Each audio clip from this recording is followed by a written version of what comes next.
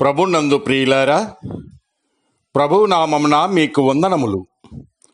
ఈరోజు దేవుని యొక్క వాక్య ధ్యానము రోమీలకు రాసిన పత్రిక 16వ అధ్యాయము 21వ వచనము.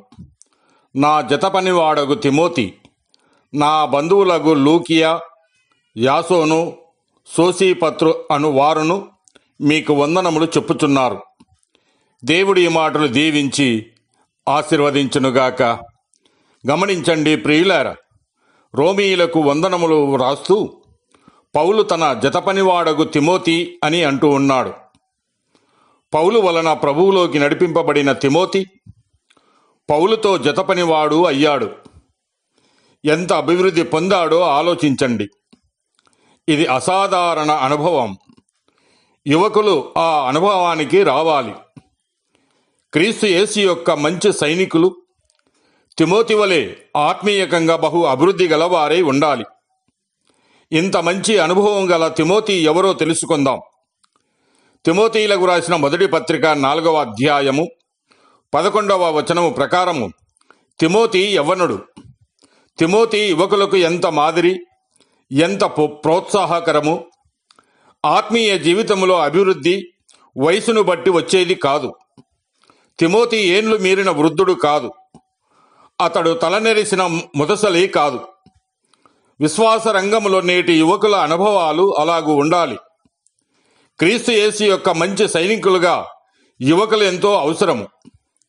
యవ్వనమంతా అనుభవించి చనిపోయే ముందు వృద్ధాప్యంలో ప్రభువుకు జీవితం సమర్పించడము సరికాదు. తిమోతి వరము గలవాడు. దైవ సేవలో కృపావరము అతి ప్రాముఖ్యం.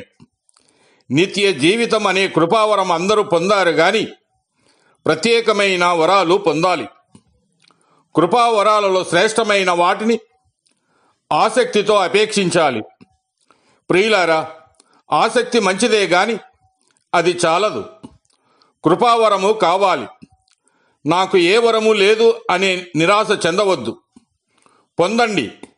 నాకెక్కడలేండి అని అనుమానము వద్దు. విశ్వసించండి. కృపావరము పొందిన తరువాత ఈ 2 మాటలు మనము గమనిద్దాం. తిమోతిలకు రాసిన మొదటి పత్రిక 4వ అధ్యాయం 14వ వచనములో పెద్దలు హస్త నిక్షేపణముగా చేయగా ప్రవచన మూలమున నీకు అనుగ్రహింపబడిన నీలో ఉన్న వరమును అలక్ష్యము చేయకుమని తెలియజేస్తూ ఉన్నాడు.